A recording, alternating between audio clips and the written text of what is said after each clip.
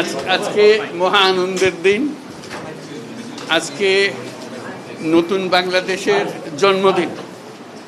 সারা দিনব্যাপী আমরা এই জন্মদিন উৎসব পালন করব। এটার মাধ্যমে আজকে যে প্রক্রিয়া এখান থেকে শুরু হলো, এর মাধ্যমে আমরা অতীতকে বর্জন করলাম। যেসব দুঃস্বপ্নময় অতীত ছিল সেই অংশ আমরা সম্পূর্ণরূপে বর্জন করলাম।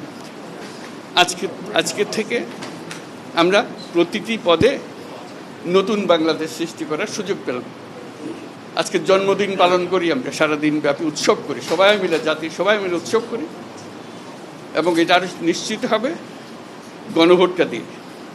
প্রার্থীর জন্য আমরা ভোট দিলাম, সেটা খুব গুরুত্বপূর্ণ, কিন্তু গণভোটটা খুবই গুরুত্বপূর্ণ। তো সবাইকে আহ্বান জানাচ্ছি গণভোটে অংশ নেবার জন্য, যাতে করে আমরা নতুন বাংলাদেশ গড়ে তুলতে পারি।